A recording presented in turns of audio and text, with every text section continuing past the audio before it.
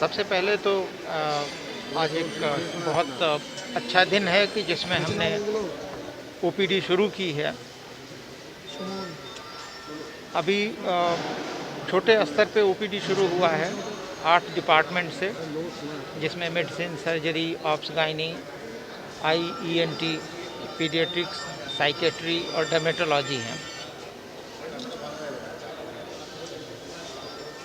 Patients का अभी consultation service शुरू हुआ है और 150 से 200 मरीज़ से ज़्यादा जो है अभी हम नहीं देख पाएंगे, क्योंकि हमारे पास में अभी मैन पावर कम है। जैसे जैसे सुविधाएं बढ़ती जाएंगी हम ये संख्या बढ़ाते जाएंगे और निकट भविष्य में मुझे लगता है कि अप्रैल मई तक हम पूरी तरह से जो है ओपीडी की सेवाएं शुरू कर पाएंगे। कुल करीब 17 डिपार्टमेंट होते हैं जिसमें ओपीडी की सेवाएं जो है स्पेशलिटी में, बाकी सुपर स्पेशलिटी में थोड़ा और टाइम लगेगा। मैं बधाई देना चाहता हूं हमारे क्लिनिकल डिपार्टमेंट के फैकल्टी मेंबर्स को, जिन्होंने दिन रात मेहनत करके ओपीडी शुरू करने लायक स्थिति बना ली है, और इन लोगों का ही एफर्ट था कि जो हम आज ये शुरू कर पा रहे हैं। सर जो इनपेशेंट डिपार्टमेंट है सर, ये कब तक शुरू होने वाला है? इनपेशेंट डिपार्टमेंट जो है, जब तक हमारे पास में बाकी स्टाफ और इक्विपमेंट और फर्नीचर नहीं आ जाता है तब तक हम नहीं शुरू कर पाएंगे, क्योंकि जब मरीज़ हम भर्ती करते हैं तो ये ध्यान रखना होता है कि हम सारी सुविधाएं दे पाएँ। ऐसा ना हो कि बीच रास्ते में हमको कहना पड़े कि भाई मरीज़ को आप दूसरी जगह ले जाइए, हमारे पास सुविधा नहीं है। तो उससे अच्छा है थोड़ी देर हो लेकिन अच्छे से हो, ताकि मरीज को पूरी सुविधा मिल सके। आधा अधूरा काम करने में कोई फ़ायदा नहीं होगा।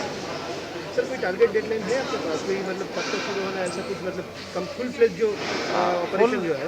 फुल फ्लेज ऑपरेशन जो है इस साल के अंत तक जो है उम्मीद कर रहे हैं, क्योंकि उसमें बहुत सारी चीज़ें इन्वॉल्व हैं। बिल्डिंग तो एक है, बिल्डिंग जो है हमको मिल जाएगी मई, जून या जुलाई तक, लेकिन उसके बाद में उसका इक्विपमेंट आने में समय लगता है। फैकल्टी अपॉइंटमेंट हो रहे हैं, नॉन टीचिंग स्टाफ है, नर्सिंग स्टाफ है, ये सारा आने के बाद ही जो है हम ये कर पाएंगे। तो मेरी पूरी उम्मीद है कि ये इस साल के अंत तक जो है पूरी तरह से हम ये सुविधा शुरू कर पाएंगे। सर ये ओपीडी जो इनपेशेंट डिपार्टमेंट, ये तो पूरा फ्री ऑफ कॉस्ट है सर? जी, ये पूरा फ्री ऑफ कॉस्ट है? फ्री नहीं, फ्री ऑफ कॉस्ट जो है कोई भी एम्स में नहीं है। अच्छा। क्योंकि ऑटोनॉमस इंस्टीट्यूट है, थोड़े से रिसोर्सेज हमको जो है जनरेट करने पड़ते हैं, क्योंकि इतना खर्चा होता है कि जो अकेले जो है कोई भी सरकार कहीं भी नहीं दे सकती है।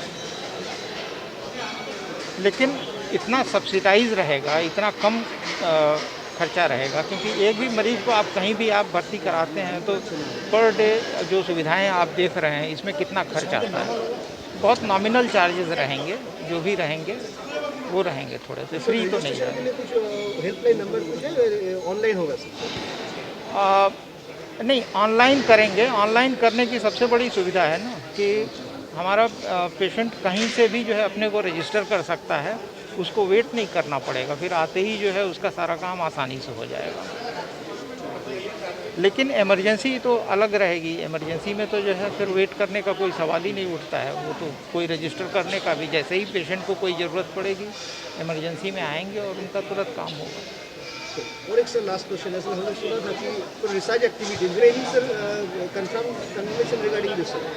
देखिए, वो रिसर्च के हिसाब से जो है उनके साथ में कोलैबोरेशन करना है, और वो क्योंकि वो लोग बेसिक साइंसेज में रिसर्च करते रहते हैं, तो मेडिकल फील्ड अगर उनके साथ में जुड़ता है तो जितने भी इनोवेशंस होते हैं, जितनी भी नई चीज़ें बनती हैं, बिना उनके सहयोग के नहीं बन पाती हैं। तो NIBG और ISSR से हम जो है सहयोग, बल्कि आइसर से तो हमारा MOU भी हो चुका है रिसर्च के लिए, और NIB से भी हम जल्द ही करने वाले हैं।